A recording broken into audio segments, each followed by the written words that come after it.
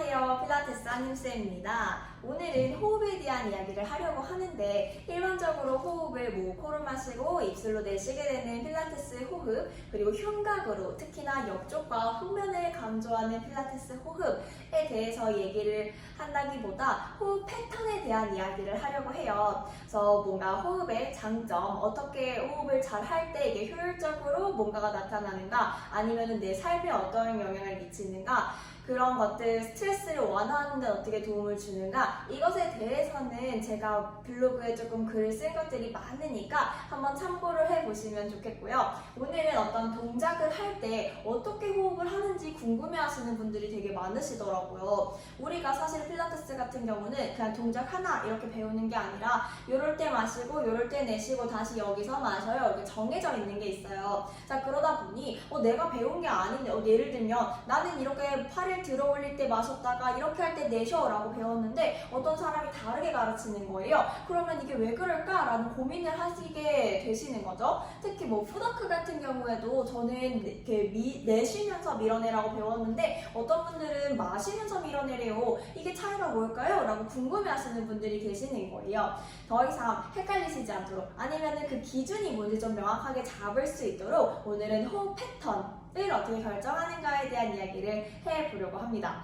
자, 우선은 되게 다양한 것들의 영향을 받을 수가 있어요. 자, 기본적으로 우리가 제일 이제 초보자 단계에서 생각해 볼 수 있는 거는 힘들 때 내셔야지. 그러니까 저희가 내쉬고 마시고를 반복을 하면서 폐에 있는 산소를 교환을 하고, 그러니까 우리가 기체를 교환하는 과정인 거죠. 충분히 호흡을 마셔줘야 뇌로도 산소 공급이 되고, 만약 그게 제대로 이루어지지 않거나 짧은 호흡이 반복되게 되면은 우리가 계속 투쟁 도피 반응에 의해서 조금 긴장감이 올라가게 되고 두려움을 느낄 수도 있고 그렇게 된답니다. 그래서 이것도 블로그를 조금 자세하게 참고해 보시면 좋을 것 같은데, 그래서 우리가 이제 마시고 내쉬고를 말하게 되는데 그냥 코로 짧게 마시고 이거를 하기 위해서가 아니에요. 그러니까 뭔가 중요하기 때문에 저희가 계속 마시면서 이거 하시고 내쉬면서 이거 하세요를 강조를 하게 되겠죠. 자, 이제 초보자예요.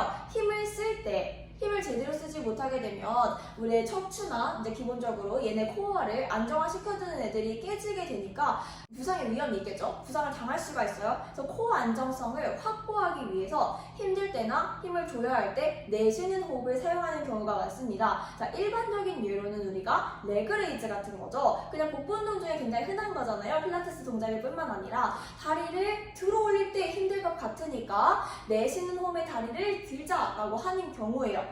근데 필라테스에서는 내릴 때도 내쉬는 경우가 있거든요. 레그레이즈를 할 때. 그럼 그거는 왜 그러면은 우리가 올릴 때도 힘든데 내릴 때 왜 내셨는가? 저희가 보통 다리를 내리게 될 때 요측 골반부에서 안정화가 깨지기가 쉬워서 허리가 들썩이면서 다리를 내리시는 분들이 굉장히 많아요. 특히 이제 만약에 많이 내리려고 하거나 아니면 복부의 근력이 약하거나 이 동작이 처음이거나 할 경우에요.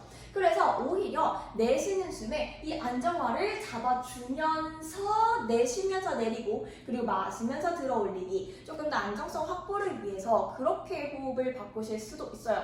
그럼 또 뭐도 있을까요? 내쉬는 숨에 내렸다가 마시면서 한번 유지, 내쉬면서 들어 올릴 수도 있겠죠. 이렇게 다양한 방법으로 호흡을 쓸 수가 있는데, 그럼 스쿼트 예도 한번 들어보도록 할게요. 내가 앉았다가 보통은 일어날 때 어렵다고 생각해서 일어날 때 내쉬게 되거든요.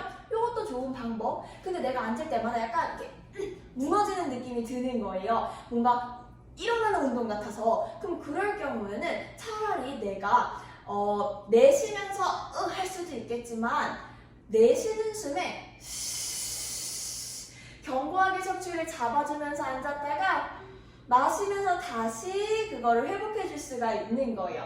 특히나 우리가 마시는 숨에는 자연스럽게 척추를 늘리게 되어 있습니다. 그래서 마시는 숨에 척추를 늘려주고 내쉬면서 안정성을 잡으면서 앉았다가 마시고 한 번 더 여기서 늘려주고 내쉬면서 올라오기를 할 수도 있는 거예요. 그럼 스쿼트도 이렇게 다양한 호흡 방법이 있네요.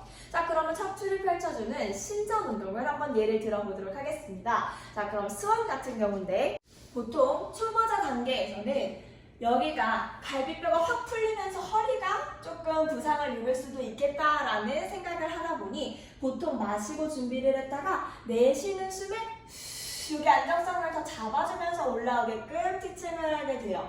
그런데 이 사람이 더 이상 안정성에 문제가 되지 않고 안정화를 잘한다, 허리를 보호를 잘 해준다 라는 생각이 들 때니 우리가 마시면서 자연스럽게 척추가 늘어나고 순전되는 경향이 있다고 했잖아요. 그래서 그냥 마시는 숨에 길게 늘려 올라오고 내쉬는 숨에 후 내려가 줄 수도 있습니다. 아니면 또 마시면서 올라갔다가 내쉬면서 한 번 더 뽑아내고 또 마시면서 내려올 수도 있죠. 호흡으로 놀 수가 있는 거예요. 자, 그러면 굴곡 운동은 어떨까요? 스파인 스트레치 포워드를 한번 예로 들어볼게요. 자, 그럼 그런 경우에는 마시고 척추가 길어졌다가 내쉬면서 동그래졌다가 마시면서 다시 길게 늘리는 패턴을 따를 수도 있고요. 아니면 내쉬고 준비, 마시면서 뒤쪽을 부풀려서 호흡을 넣었다가